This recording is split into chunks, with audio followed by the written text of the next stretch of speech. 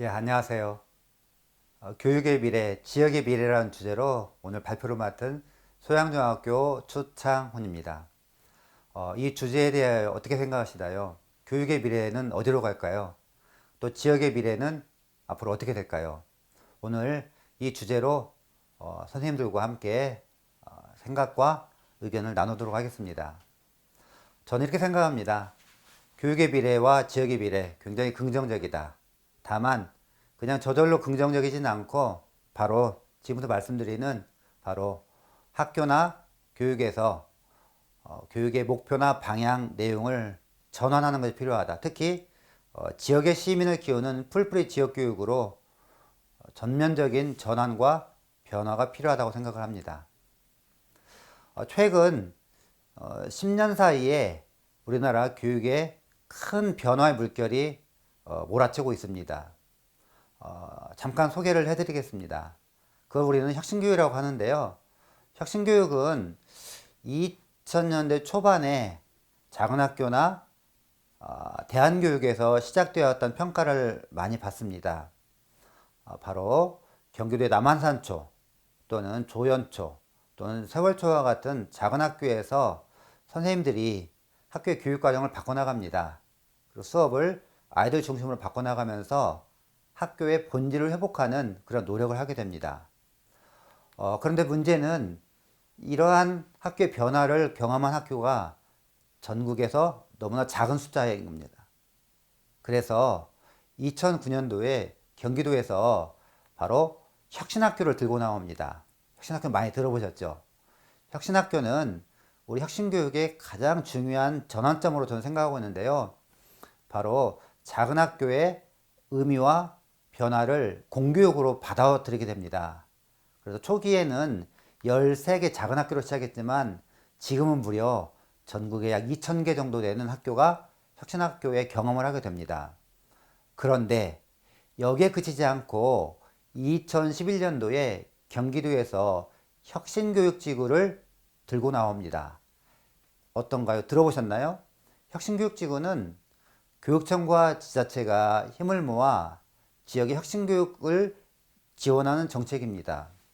지자체가 교육에 전면적으로 나섰다는 면에서 우리나라 교육에 굉장히 중요한 의미가 있다고 생각합니다. 초기에는 경기도 6개 지역에 참여했는데요. 올해, 즉 2020년 기준 무려 전국에 167개 지자체가 참여하고 있습니다. 자, 그런데 여기에서 그치지 않고 또 하나의 중요한 변화가 생깁니다. 그것은 바로 2015년도에 경기도에서 들고 나온 마을교육 공동체입니다. 지금까지 교육의 큰 주체가 주로 공무원 또는 교사 또는 관공서였다면 이 마을교육 공동체는 마을과 지역의 학부모, 지역주민, 시민단체가 교육에 참여하게 됩니다. 그래서 지금은 그 개수를 셀 수 없을 정도로 많이 확대되었습니다. 자, 이러한 혁신교육과 마을교육 공동체는 비록 시간의 흐름에 따라 순차적으로 전개되었지만 어느 것 하나 놓쳐서는 안 될 정도로 매우 중요하고 모두 다 유효합니다. 이러한 혁신교육이 공통적으로 지향하는 것은 결국 학교에서 배우는 것이 지식의 습득에 그치지 않고 지식의 습득과 동시에 아이들이 그 지식을 실제 삶에서 또 어른이 되어서 사회에 나와서 생활할 때 활용할 수 있어야 된다는 방향을 담고 있습니다. 자, 이러한 혁신교육은 굉장히 우리 교육에 또는 우리 아이들의 성장에 의미 있는 영향을 끼치는데요. 어떤가요? 혹시 이러한 질문을 들으셨다면 어떤 답을 할 수 있을까요? 과연 혁신교육과 마을교육 공동체는 무엇을 하기 위한 것인가? 한번 생각을 해보실까요? 방금 말씀드린 것처럼 여러 가지 목적이나 이유가 있을 텐데요. 제가 둘 중에 하나로 한번 선택해 볼 수 있는 기회를 드릴게요. 첫 번째로 아이들을 잘 가르치는 것일까요? 아니면 아이들이 잘 살 수 있도록 돕는 것일까요? 예, 그렇죠. 아마 대부분의 선생님들은 두 번째 답을 하실 겁니다. 바로 아이들이 세상에 나와서 또는 어른이 되어서 잘 살 수 있도록 돕는 건데요. 그렇다면 만약 그것이 목적이라고 한다면 아이들은 혁신교육을 받고 마을교육 공동체 범주 안에서 성장한다면 아이들은 잘 살 수 있을까요? 예. 보다 구체적으로 말씀드릴게요. 모두가 자기가 하고 싶은 일을 하면서 행복하게 살 수 있을까요? 이런 질문을 받았을 때 쉽게 고개를 끄덕이거나 긍정적으로 답변하기 어려울 겁니다. 아마 그게 많은 사람들의 생각일 거라고 생각을 합니다. 그 이유가 있거든요. 바로 교육의 문제는 절대로 교육의 문제만으로 풀 수 없다는 겁니다. 우리 사회에 복잡하게 얽혀있는 수많은 요인과 문제와 상황들이 복합적으로 작용하고 있기 때문에 교육의 문제를 교육만으로 풀 수 없습니다. 바로 지금부터 말씀드리는 우리 사회는 교육과 지역과 삶의 문제가 지금 동시에 지금 닥쳐 있고 그걸 우리는 모두 함께 풀어가야 된다는 것입니다. 첫 번째로 교육의 문제는요, 다른 것보다도 입시 교육 또 경쟁 교육은 워낙 많은 분야에서 논의되기 때문에 논외로 치고 현재 학교가 굉장히 많이 작아지고 있습니다. 작아지는 것을 넘어서서 없어지고 있습니다. 그래서 2000년대만 들어서도 무려 500개 이상의 학교가 없어졌습니다. 그런데 여기에 또 하나 문제가 있습니다. 바로 너나 할 것 없이 전국의 대부분의 학교는 아이들을 잘 키워서 그 아이들을 자기가 살던 곳을 떠나보내는 교육을 하고 있습니다. 그 아이들 어디로 갈까요? 잘 아시죠? 서울입니다. 전국에 있는 정말 많은 학교들, 또 그 많은 학교에서 아이들을 가르치는 선생님들 또는 학부모들, 심지어 지자체도 역시 어떻게 하면 아이들을 지역에서 떠나서 서울로 내보낼까, 그리고 그런 것이 학교의 교육력이라고 굳게 믿고 있습니다. 지역은 어떤가요?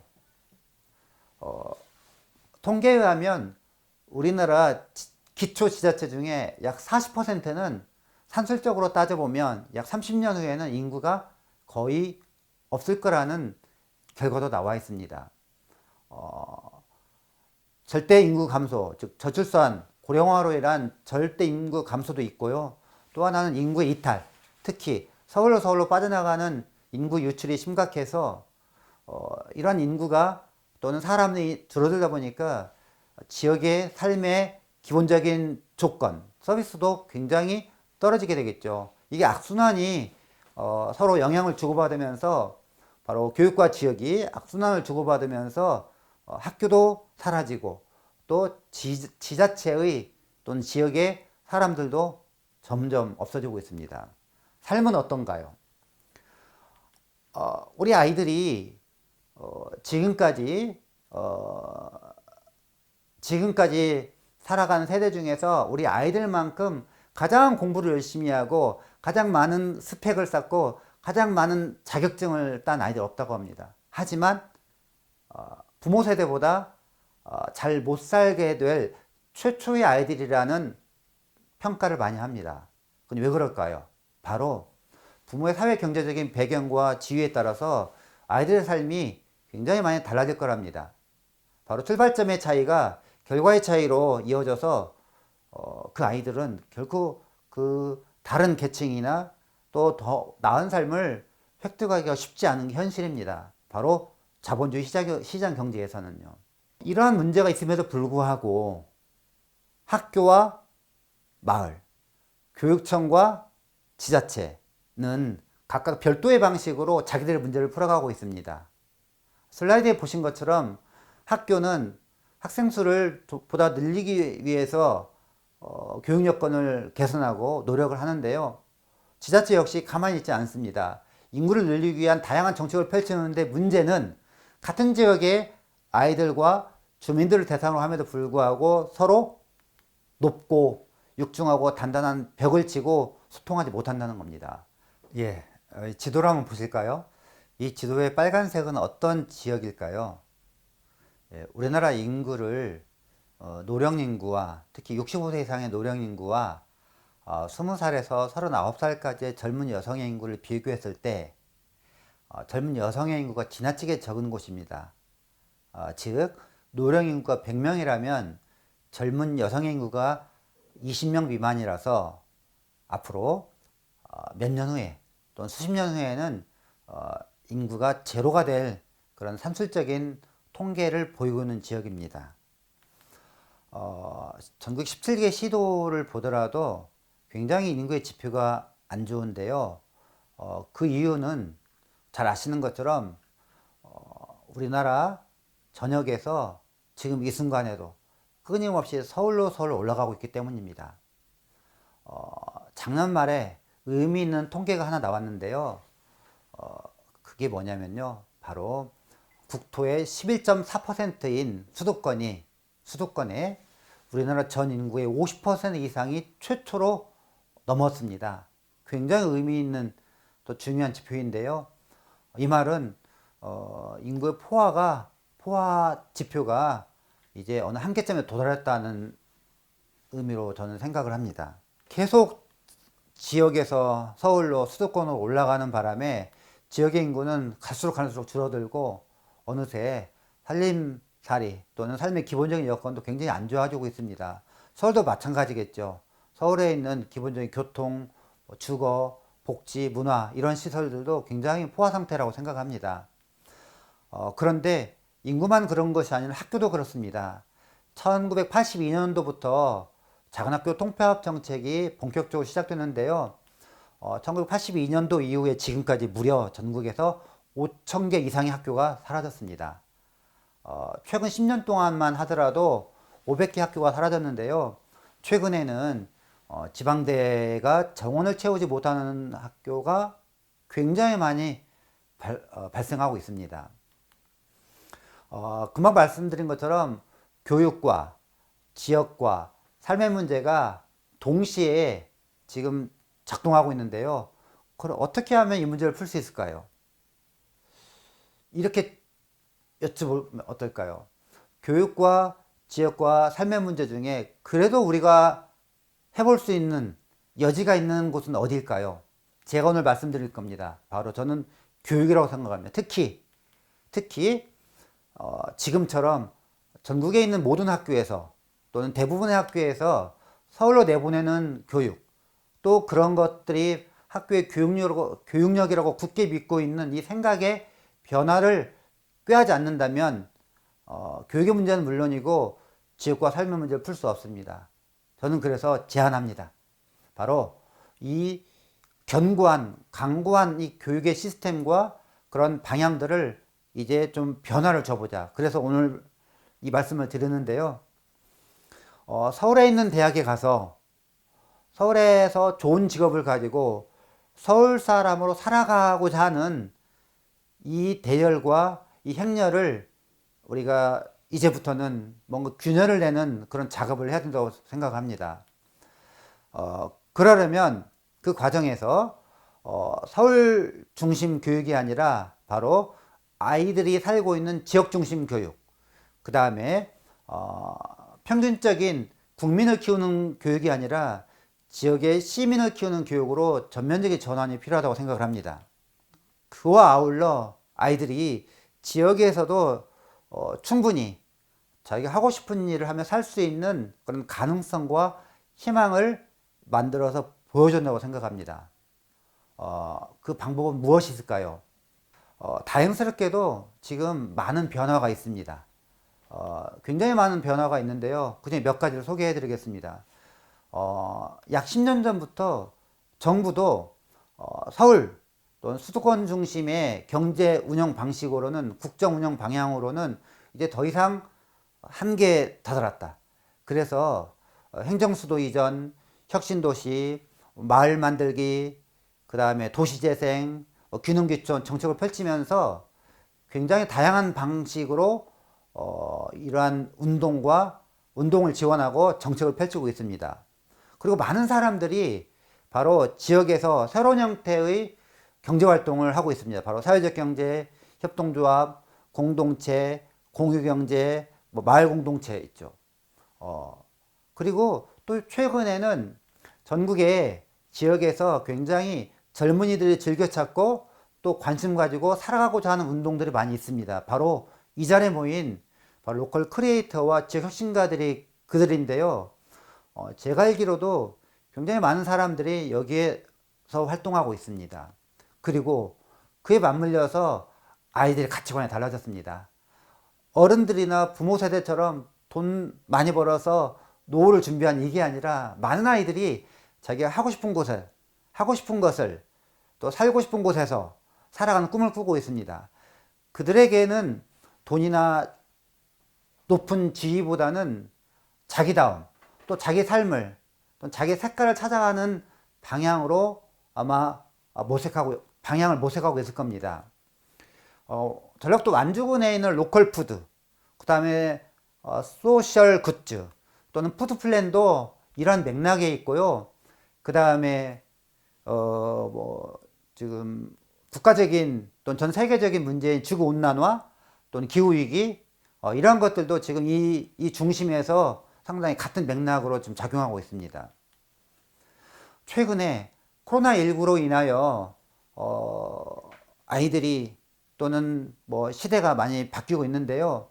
코로나19도 이제 더 이상 국가나 글로벌 또는 국가 내에서도 먼 지역이 아니라 마을과 지역 내의 생활권으로 급속히 이동하고 있습니다. 방금 말씀드린 이러한 변화의 중심에 무엇이 있을까요? 바로 로컬입니다. 바로 지역입니다. 이 모든 변화의 중심에 로컬 지역이 있고 이 변화가 지금 우리가 어느새 알지 못하는 사이에 우리 턱밑까지 왔습니다. 굉장히 많은 사람들이 여기에 종사하고 있고 또 그러한 변화를 즐기고 있습니다. 자, 그런데 학교는 어떤가요? 또는 교육은 어떤가요? 예, 잘 아시는 것처럼 많은 학교는 여전히 옛날 방식의 수업, 또 교육과정, 또 서울에 가서 성공하는 그런 신화와 신념을 가지고 있습니다. 그러다 보니까 아이들의 상당수는 이러한 새로운 변화의 흐름을 알거나 이해하거나 또 참여할 생각도 못 해봅니다. 그래서 제안을 합니다.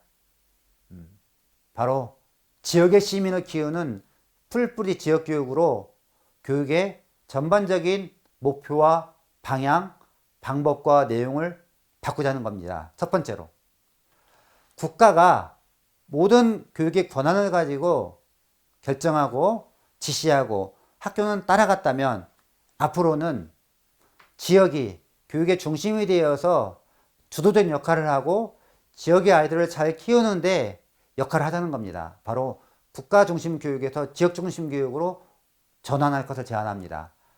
아울러서 국가 중심 교육의 목표인 국민을 키우는 교육에서 지역의 시민을 키우는 교육으로 전환하는 것입니다.